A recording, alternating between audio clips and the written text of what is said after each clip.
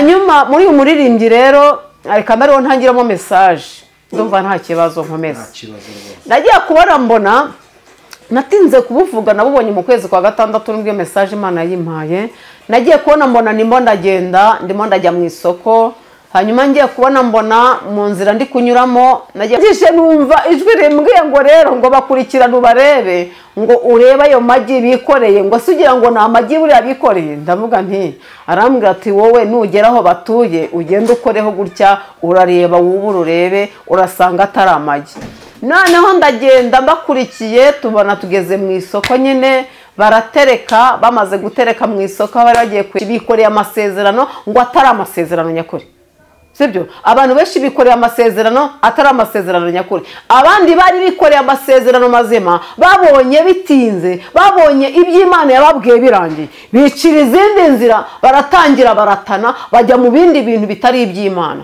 ibyo bintu rero bene data nimugarukiye mu nzira y'umukiza nimugaruka muve mu bigirwamana mwizere umukiza wenyine mwizere Imana amasezerano yanyu yaramenetse mwikoreye amasezerano atari ikintu mwikoreye amasezerano atuzuye mwikoreye amasezerano adashyitse rero uyu munsi wa none nge namaze kwemerera Imana namaze kwitaba Imana namaze gupfa ndi muzima namaze gupfa kuko iyo wamaze gupfa upfa yakubwiye ngo haguruka ugende uragenda utavuga ngo ndatinya abantu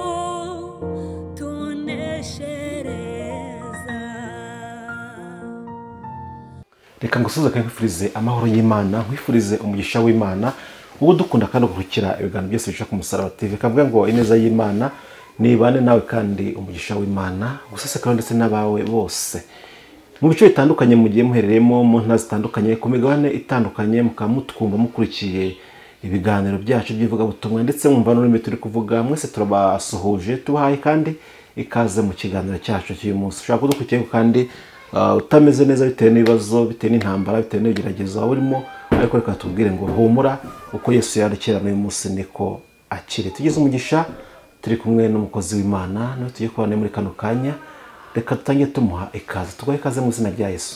Haleluya haleluya na amahoro Imana yacu nishimwe amahoro y'Imana nabane namwe amen. Komeza usuzana no duteza amatwi muri kano kanya nishimiye kongera kugaruka ku Musaraba TV ndabasuhuje abankurikiye abo tudaherukanaga kubonana abantu bari bazi ko twajyaga duhura tuvuga ijambo ry'Imana se ari ubutumwa bwa Kristo aba yadutumye kugira ngo tubwire abantu b'Imana abo ndabashuhuje abari muri Amerika abari i Burayi n'i Burundi kuko twajyaga tuvugana nabo nubwo telefone yanjye yabizanye nomero zabo zikavamo ni mu bishima mukongera mukankunda muzongera mu nyandikire ko mwongeye kubona nomero zanjye twongeye gusubira ku murongo Imana y'amahoro ibaha umugisha rero nongeye kugaruka kugira ngo bagezeho iby'Imana yampaye muri no minsi kugira ngo abanyamasengesho barimo by'ukuri bamenye aho bari n'abanyamasengesho bamaze gutana bagarukira aho bageze yego reka rero dufatanye neho usenga Imana dukomeze tugeza n'ubutumwa bwose kumwuka wera arakuyobora agenda kwa tubanze dusenge ariko ushatse wabanza ukansengera buriya tujye tunafatanya umurimo njye niko nabaye tugabane nsengera noneho nguhaye akazi ko kunsengera kwe Imana y'amahoro kandi Imana ikiranuka data twese mwiza ubere mwiza gutegereje bose urakoze Mana uri umurengeri wacu mu izina rya Yesu dushimye ko Imana ko yabanye natwe ikaturinda mu bihande bitandukanye umunsi twanye kuduhuza turi bazima izina ry'Imana yahabwa icyubahiro tugeze muri kano kanya gwa kuguma rero ezo ubugingo bwacu ezo ubugingo bwagiye kumva ijambo ry'Imana mu izina rya Yesu Kristo abagiye kumva ubutumwa bwawe bose ubezereze kumvira kandi bumve icyo bashaka mu gihe nk'iki ngiki mujakaza nguyo agiye kuvuga ijambo rye, agiye kuvuga ubutumwa yatumwe wamuhaye. Reka ntaba ariho umwuka wera w'Imana amuhangeho cyane mu izina rya Yesu Kristo. Mugirire neza muri byose, bwiza bw'Imana umuzenguruka, igitinyiro cy'Imana kimubonekeho mu izina rya Yesu Kristo. Ubutumwa agiye gutambutsa uzabwumva wese uzamuhindure, uzabwumva wese uzamwubake mu izina rya Yesu. Ibigomba guhinduka bizahinduke, ibigomba kubakika bizubakike, ibigomba kuremwa bizaremwe mu izina rya Yesu. Ubugingo bwa benshi buzahembuke. Imana ishimwe, buri wese azongera abone mu maso hawe, buri wese azongera yumva ibinezaneza by'umwuka wera. Imana ishimwe, ngamuhangeho cyane mu izina rya Yesu Kristo. Mwana mukomeze uruhanga, mukomeze uruhanga, umwuka w'Imana muhangeho cyane, muhangeho cyane. Ntabariwe kandi umubona wese amubonemo Imana mu gihe nk'iki ngiki. Urakoze kugiye kwanira muri byose mu izina rya Yesu, amen. Dufatanye kuririmba no muri wa 15 mu ndirimbo z'agakiza, amasezerano yose uko Imana iyatanga ngo yakomejwe n'amaraso. Umuntu wese ugiye kunkurikira uzi ko afite amasezerano yabwiwe n'Umwami Imana, ayategereze yihanganye, atavuye mu murongo ngo ajye gutana, kuko muri iyi minsi abantu barimo gutana, barimo baratana cyane, barimo kujya mu bindi bintu bidafite umurongo, bidafite formule y'Imana. Imana ibabona nk'abapfapfa. Amasezerano yose uko Imana iyatanga yakomejwe n'amaraso y'Umwami wacu Yesu. Isi ntibizavaho, ijuru naryo rikavaho, uwizera azabona ayo masezerano. Isi ntibizavaho, ijuru rikavaho, uwizera azabona ayo masezerano. Jyukora nk'Aburahamu, ubura amaso yawe, bari inyenyeri wizere amasezerano yose. Isi ntibizavaho, ijuru rikavaho, uwizera azabona ayo masezerano.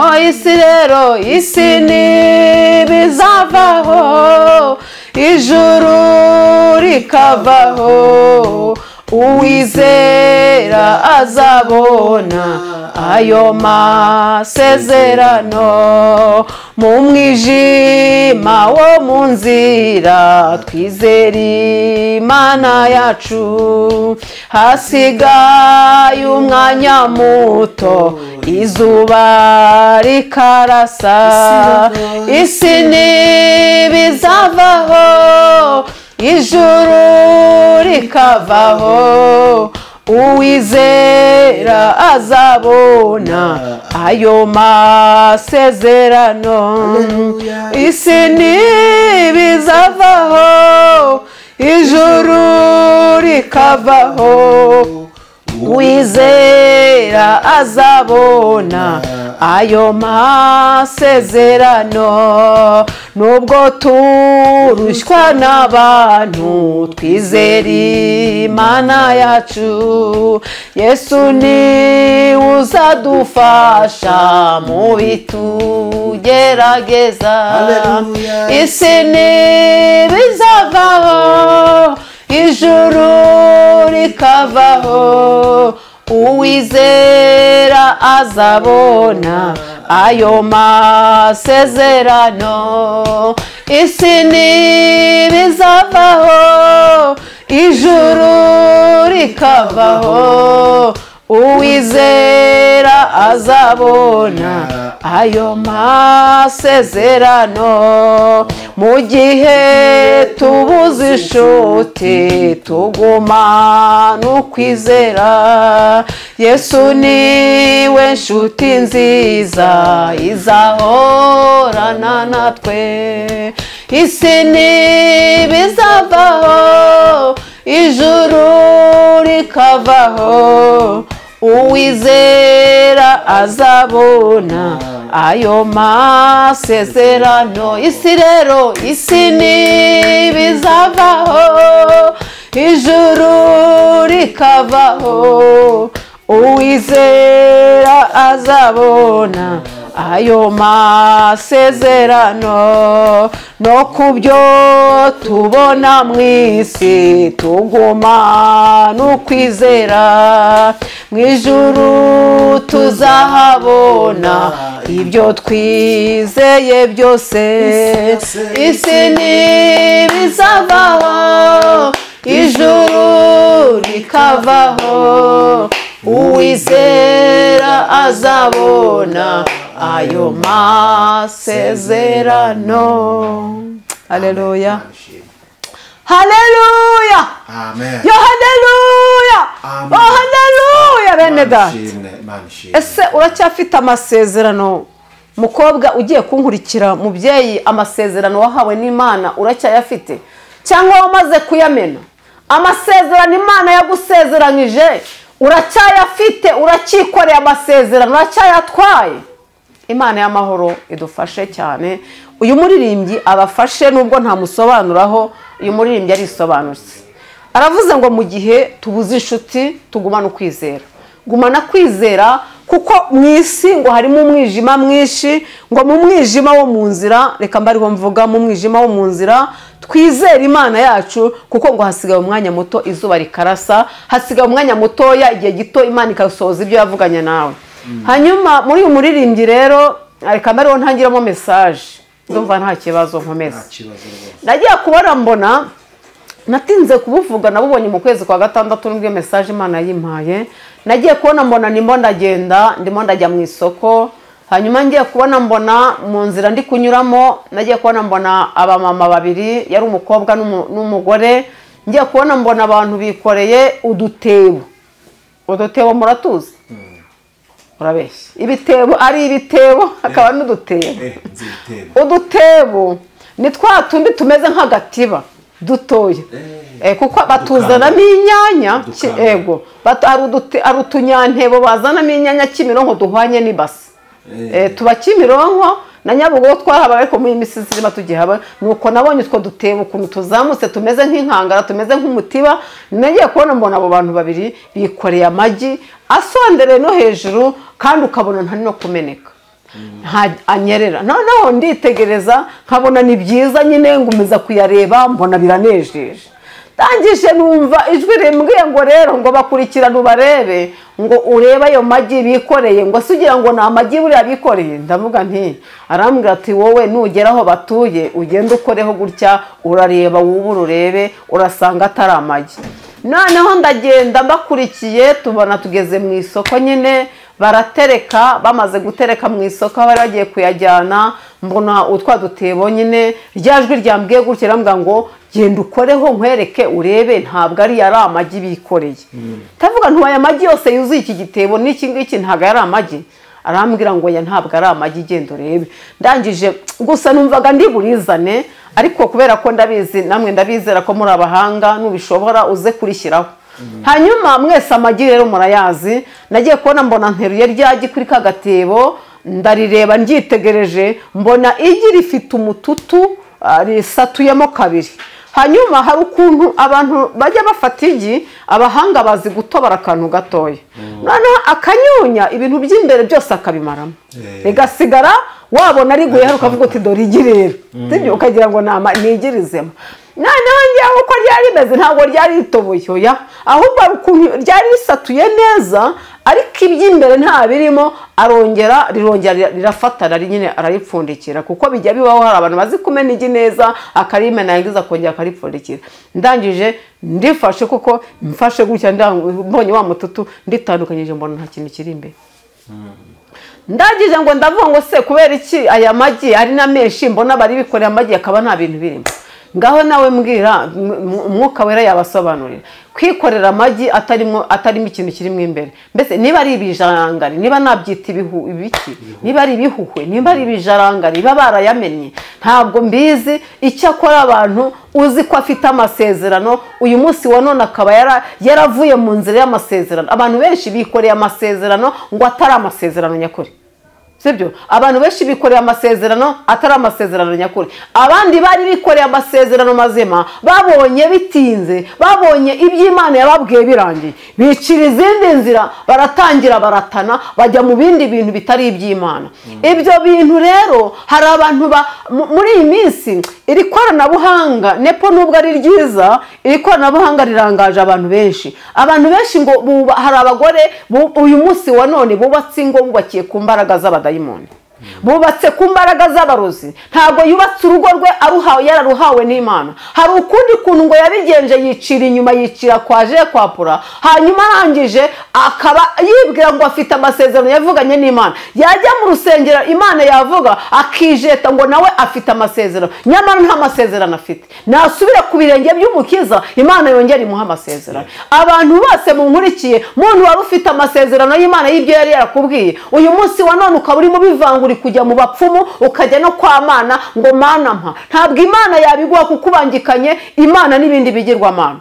Imana y'amahoro idufashe, Imana y'amahoro idushyigikire. Kubera ko maze iminsi mbibona hari abantu muri iyi minsi bari kuri YouTube ku nkoranyambaga, sinzi impamvu ayo magi yaje gutyo mu bintu by'amasezerano nyine. Hari abantu nigeze mbona ikintu, umugabo kuri YouTube n'abagore bakunda kuza, sinibuka ibyo binyamakuru ibyo ari byo, ariko babeshya abantu b'Imana bakakubwira ngo urasenga, mwego ngo natwe turasenga. Hari ibintu birimo kwigira nka marayika w'umucyo kandi ari marayika w'umwijima. Akakubwira ngo fati igi urikarange ku isafuriya, numara kurikaranga ngo niba ari umugabo wagutaye aragaruka. Ibyo bintu birashoboka bibaho?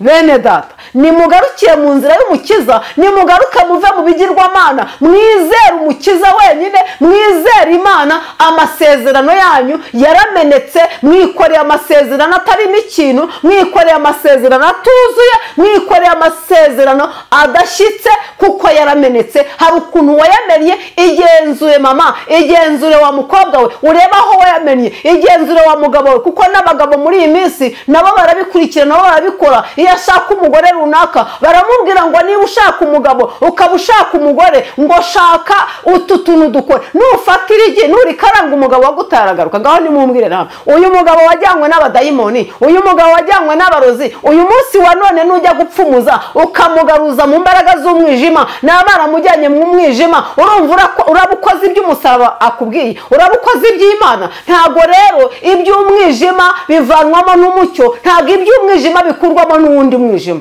Imana y'amahoro idufashe, Imana y'amahoro itugirire neza. Bene data, nimugarukiraho. Bamama, muzi ko mwikoreye amasezerano mwarayamennye, muzi ko mwikoreye amasezerano. Amagi y'ibijarangari nabuze uburyo mbyita, ni ibijarangari bitagize ikintu kirimo. Ni nk'umuntu waba ahagaze yarafite amasezerano, uyu munsi wa none uyu mutima wanjye nkaba ntagifite agakiza, nkaba baramaze abadayimoni barandashye, sigaye ngenda nk'intumbi mu nzira.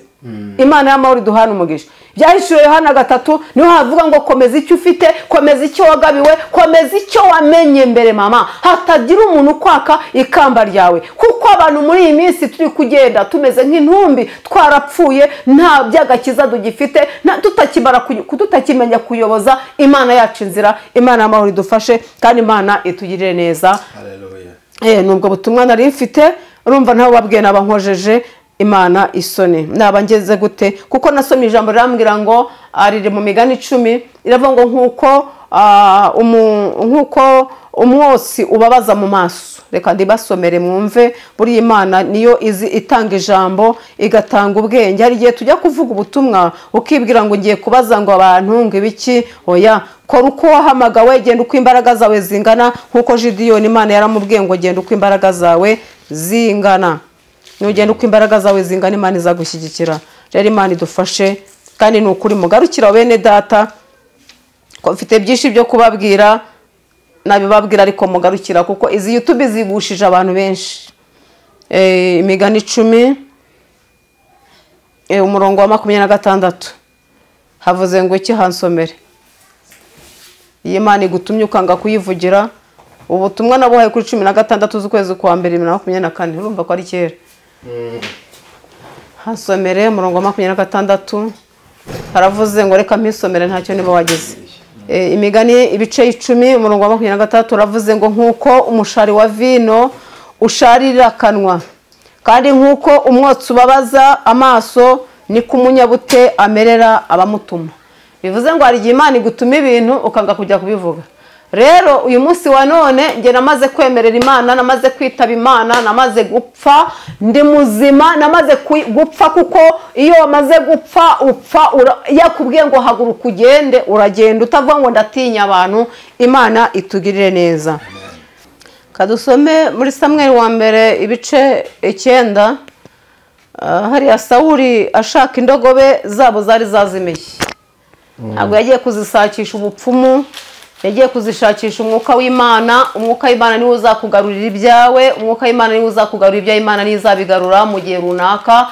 bene data mureke kwihutisha amasezerano nanjye ndategereje Imana ngaho soma 9 umurongo wa mbere komeza ndakubwira ntabwo urahagera nanjye rekoderi yavuyeho Sawuli ashaka indogobe zabo zazimiye hariho umugabo w'umunyamini witwaga Kishi mwene Abiyeli mwene Seloni mwene Bekaloti mwene Afiya umwana w'umunyamini umugabo ukomeye w'intwari kandi yari afite umuhungu w'imwiza w'umusore witwaga Sawuli nta muntu umwe mu Bisiraheli wamurutaga ubwiza kandi yasumbaga abantu bose bamugeraga ku rutugu bukeye indogobe za Kishi se wa Sawuli zirazimira Kishi abwira umuhungu we Sawuli ati ubu ngubu ujyana umugaragu wacu umwe mujye gushaka indogobe nuko arahaguruka anyura mu gihugu cy'imisozi ya Efurayimu no mu gihugu cya Sharisha ntibazibona maze banyura mu gihugu cy'Isharimu barazibura banyura mu gihugu cy'Abamenyamini naho ntibazibona bukeye bagera mu gihugu cy'Isufi Sawuli abwira umugaragu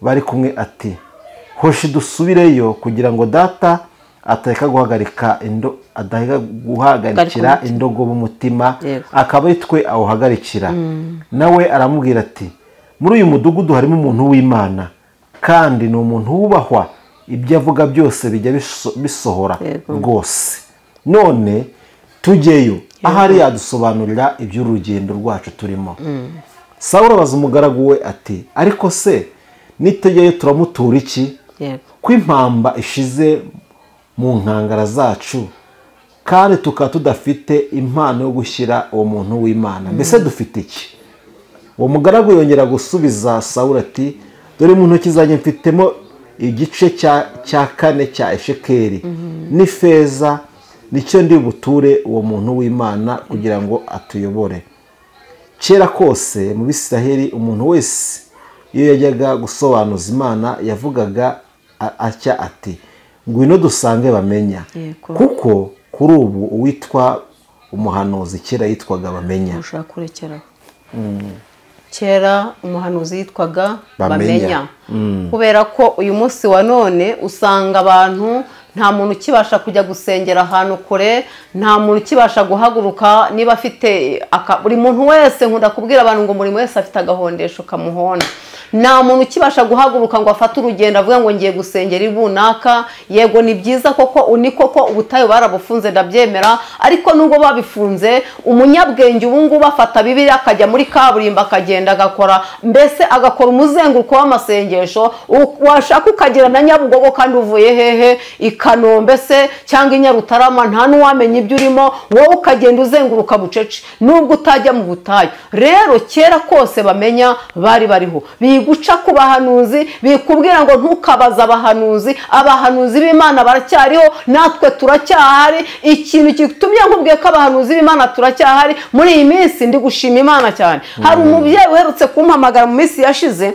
yari amaze igihe yarapfakaye amaze gupfakara amara imyaka 5 umugabo yarapfuye hanyuma arangije arampamagara abahanuzi b'Imana n'ukuri baracyariho wabura ijambo wabwira umuntu w'Imana ryo kumukomeza uvuga uti hagararira aho ngaho kandi yaraganye mu nzira yo kurimbuka hanyuma arangije arambwira ati rero ngewe ngiye kwishingira kuko biranze ndumva rwose kubaho njye nyine nta mugabo birananiye uzi ukuntu naramubwiye numva nkubwire Imana ikuntabarire imbere yanjye ni ukuri kw'Imana yarabyumvishe ubu afite ikirori kuri 23 ejo bundi kuwa gatandatu ibyuma. ubwo se urumva Imana itaragize itaramufashije? nawe niwumva iki kiganiro nutinye kumpamagara kugira ngo uhugure, kuko muri iyi minsi muri gukurikiriza inkoranyambaga zikabigisha uburozi, zikabigisha ubupfumu, muri gupfumura nyamara mutabizi ko muri gupfumura, murimo gushukwa cyane. Merutse gukurikira ikiganiro kimwe Nepo, iyi telefone iriho ibintu byinshi niba utagira ngewe ndagifite, ndashaka kuzagishyiraho umunsi umwe, ndashaka kuzagishyiraho ntagize gute ntaje hano, ndashaka kuzagishyiraho ugashyiraho amagambo yabyo gusa ukabyumva ndi bukikwereke. Abantu barimo kurindagira kuri YouTube, nyamara aragushutse, agukuye kwa Mana ugiye kwa Satani. Marayika ushinzwe kureba ko ugifite amasezerano uyakubonye araza agasanga uri intumbi. Ikindi mube mu bicuku cya nijoro, ubyuka nijoro usenge. Abantu barimo kuryama bakagerayo ntibakibyuka nijoro ngo basenge.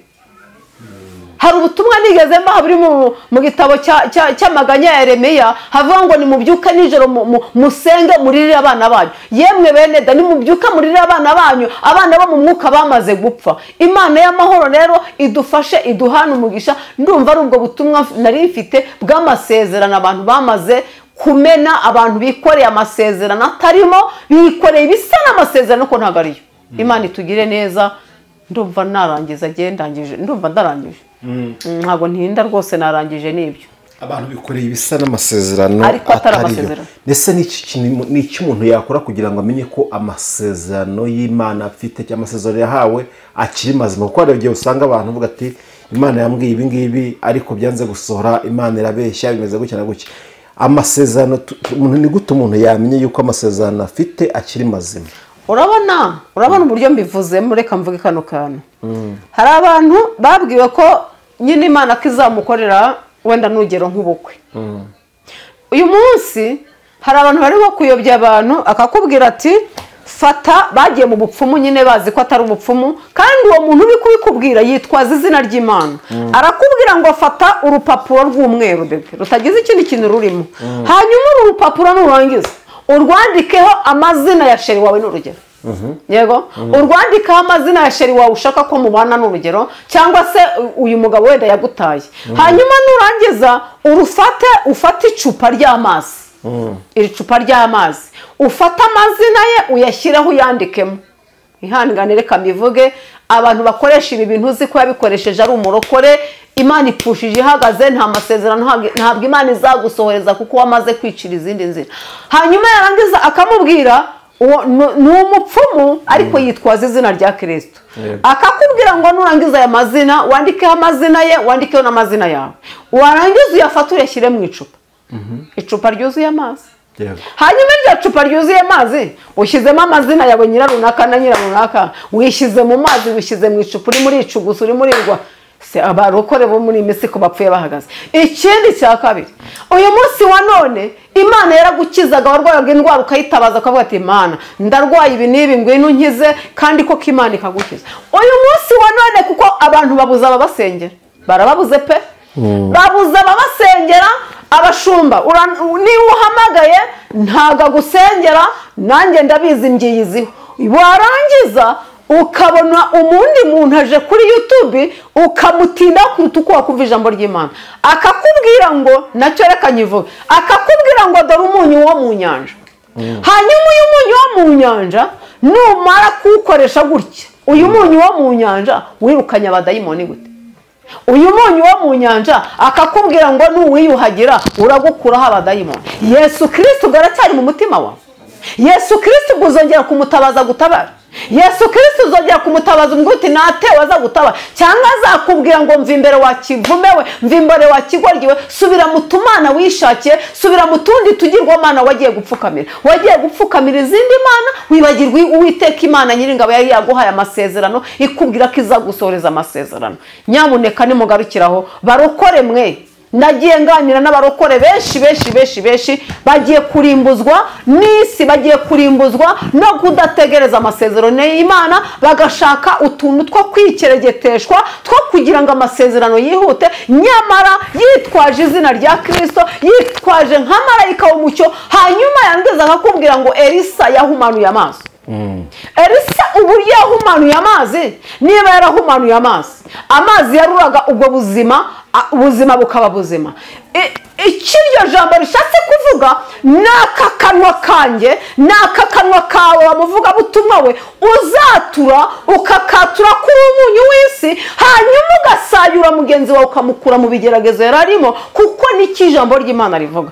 Uyu munsi wa none rero ukoresha umunyu wo mu nyanja, muntu w'Imana ugiye kunkurikira, wamaze gutana, wamaze guta amasezerano, wamaze kumena amasezerano ntabwo ukiyafite ari mazima, ukajya gukoresha umunyu wo mu nyanja, ukajya gukoresha ayo magi bababwira ngo ni mukarange ngo mu isafuriya ngo itagira iki, ngo itagira amavuta, itagira n'amazi, muroko upfuye uhagaze.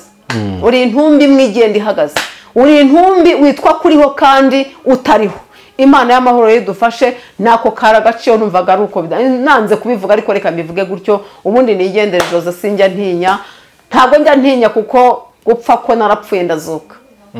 Yesu Kristo yankuyeho impfu nyinshi, ntabwo nzatinya kumubwira ibyo yambwiye, kuko impamvu ni telefone bayirwanya n'ukubera ko fashisha abantu barimo kuyoba cyane. Umunyu wo mu nyanja murokore, ihana usubire ku mukizo, wihane kugira ngo Imana igusohoreze amasezerano, utazarwara abadayimoni ugatuma abanyamasengesho muze mu nsengere, bahagera bagasanga ufite utundi tuntu wisigarije turi aho ngaho mu nzu. Imana y'amahoro idufashe kandi dutabare, mugarukire aho ngaho. Amen. None tuzamenya umukozi w'Imana gute ko abari gukora ibyo bintu, ariko ibyo abantu bari kwica abantu bitirira izina Kristo, ko bari batumwe na Yesu ari abakozi b'Imana, bakaba bari kwica imbaga nyinshi. Abakristo abantu baramenya gute umuntu ukoresha umwuka w'Imana udakoresha umwuka w'Imana, ko numva byivangavanze ukuntu? Ubundi ikintu kizakubwira umuntu ko ari mu mwuka w'Imana, yamambwira ko ijambo ry'Imana rigiye baricurika. Njyewe ariko n'ubundi Imana yarambwiye ngo Bibiliya bazayicurika nubwo insengero zizafungurwa. Bimbwiye kera muri Covid, nubwo insengero zafunguwe ariko ijambo ry'Imana bazaricurika, ndabyemera. Ariko kandi ikintu kizabakubwira ko uyu muntu ari mu mwuka w'Imana, ni isengesho azagusengera atagize ibindi bintu azanamo. Ntabwo umunyu, kuba Yesu yaravuze ngo turi umunyu w'isi, kuba turi umunyu w'isi, ndi umunyu w'isi, nepo uri umunyu w'isi. Ikikubesheje umunyu w'isi ni amagambo meza azava mu kanwa kawe ukangaburira ngahembo. Ntabwo ari uyu munyu duteka, ntabwo ari uyu munyu wo mu nyanja nzazana ngo nkubwire ngo akira, ngo genda ngo yanywe, ngo genda ubigenze gutyo. Ya umunyu w'isi ni amagambo meza ava muri twe, kuko n'ijambo ryaravuze ngo intoki zitajabitse mu mazi ntabwo arizo zica umuntu. Nepo icyica umuntu ni ikintu kiva mu mutima w'umuntu. Yego, ni ikintu kiva muri uyu mutima kigasohoka kikarenga umunwa kigasohoka. Kuko umuntu najya kukuroga akagutegurira uburozi mu gikoma yaguhaye, mu cyayi yaguhaye, akaza ukabona yagiteretse hano akakubwira ngo akira, ya magambo yavuze niyo azakwica. Yego, niyo azakwica. Ikizakubwira ko abantu b'Imana rero bakiri mu mwuka w'Imana ni ukugusengera, nta bindi bintu ageretseho. urakoze cyane, reka tugushimire. Ibyo byose abaduteze amatwi, nyabuna mumenye turi mu minsi iruhije, turi mu minsi igaragara ko ari ya nyuma, hari kwaduka n'ibintu bitandukanye kandi biyobya intore. Ariko Yesu yavuze ngo muzabona ibyo ngibyo bije muzarame murebe. Umuntu wese azarama rero mu ijuru n'ukuri. Yego, twagushimiye Imana igumugisha. Yego, Imana ibaha umugisha. Mbanje gushima Imana, ariko nubwo ntabivuze, Imana yarakoze. Abona haya masengesho ngo dusenge barasenze. Ikimenyetso cyerekana ko twasenze nuko imvura yaguye. Imvura yaguye rwose. Cyumweru imvura yaraguye pe, yaguye ku cyumweru ndabyibuka. Nari mvuye mu materaniro, ngeze mu rugo nimugoroba, imvura iragwa, ikirere kirafunguka, ikirere kimeze neza kiraterereye. Ibindi byose tuzarwana nabyo, dufite imbaraga. Yesu Kristo yaravuze ngo mwihangane, kandi utihangana ntago azabona umwami Imana. Rero nshimye Imana ku bantu basenze, twarasenze, ikirere cyacu ndumva kimeze neza kiraterereye, kuko Imana yagushije imvura. Ejo nahoze mbwira ababyeyi turimo dusenga, nashimye Imana babwira ngo hari ibintu byinshi Imana yagushije iriya mvura ijyanamo ibintu byose. Nk'aya mazu twebwe mubamo nk'aya, hari igihe umuroza azani uburoza akabunaga hejuru y'inzu, hanyuma wajya uzamura n'isengesho rikanga. ibintu byose rero buri Imana yarejeje, iyi mvura yejeje byinshi, kuko nanjye nagiye mbibona. Hari igihe bigeze bohereza ibintu hejuru y'inzu iwacu, najya nsega nkumva ntibyemera, nabyuka gusenga nkumva ntibyemera, sinzi ukuntu nabyutse mfata urwego njya hejuru y'inzu, reka ndebe ikintu kiba hejuru y'inzu yiwanjye gituma n'isengesho ritarengana umutara. uza agapfunyika nahasanze icyo gihe, nahasanze agapfunyika karimo utuntu n'utundi, enzara uduki twose. Yesu abampera umugisha bene data, mwarakoze, twarasenze, twarafatanyije. Imana ibaha umugisha, tuzasubira ubutaha. Imana iguha umugisha. Ariko kandi mbere yuko tukurekura, birashoboka yuko hari uwakwifuza ko mwongera mugasengana, cyangwa se agashaka no kuvugisha mu buryo bumwe cyangwa se ubundi, yakubona kwihe nimero? Niya nomero n'ubundi nkunda gutanga, 078 536 770 cyangwa 073 88 39 49. Yego, turagushimiye, twasuza dusenga Imana. Data wa twese, mu izina rya Yesu, uri Imana ishobora byose, uri Imana ivuga bikaba, wategeka bigakomera. Turagushimiye, turaguhimbaje. Ndagushimiye ko nabaye umuyoboro unyuramo ibyawe, ndabivuze kugira ngo abantu bagiye kubyumva, kubera ko uyu muyoboro wawushyizeho kugira ngo abantu bongere basubirane ubumuntu bwabo, basubirane agakiza bari baratakaje. Nubwo babona kenshi mu nsengero babona badafashirizwa, uyu ni umuyoboro washyizemo. Umusaraba TV ndawusengeye Kristo kugira ngo ukomeze uwamamaze kandi ukomeze uwagure, uzana abanyamumaro, abafite ibintu byiza, abafite ubutumwa bwiza, badafite bya bindi by'amata bimeze nk'amata. Uwiteka, twe dukeneye ibintu bikomeye. Turagushimiye rero wabanye natwe, utugirire neza. Abagiye kucyumva mbasabiye umugisha kugira ngo Mwami Imana ubongerere, kandi aba bantu bari bafite amasezerano bakayamena, aba bantu bari bibwiraga ko bagifite amasezerano batayafite, Mana ndabakweretse kugira ngo bagaruke mu nzira y'agakiza, bongere bature, bongere bahabwe amasezerano mashya mu izina rya Yesu Kristo. Rero turasoje, wowe ntusoze, kandi ukomeze ushyigikire uyu murimo mu izina rya Yesu Kristo uwagure. Hari impamvu wemeye ko witwa umusaraba, umusaraba ni uwa Kristo. Unyemerere Data wa twese uduhana umugisha n'abera bose, ubwo tuzongera guhura turi bazima, tuzagushima, izina ryawe nihabwe icyubahiro, kandi ubaherekeresha imirimo n'ibitangaza mu izina rya Yesu Kristo. Abarwayi ubakize indwara zabo zose, abafite umubabaro basenge ubahe ihumure mu izina rya Yesu. Ababuze uko bagira, abo nabo Mwami ubiyereke, kuko abantu benshi bafite umubabaro, abantu benshi bafite agahinda, bafite ibibabaro bibatera imibabaro. Mwami nabivuga ni byinshi, ngaho bagire neza. Tugeze muri cya gihe cya Yobu. Yobu umugore wamubwira ngo ihakana Imana, hanyuma ngo yipfire. Yobu arabyanga. Uwiteka turi gusatirira ubuzima bwa Yobu, ariko ntituragera ha Yobu. Rero tugirire neza, uduhe umutaka, abawutakaje uyu mutaka wongere uwubahe, wongere ubatwikire. Izina ryawe Yesu Kristo ni wamamare, ngo mbyamaje mu izina rya Yesu. Amen. Amen. Imana igumisha, katuzasubira ubutaha. Imana iguha umugisha nawe.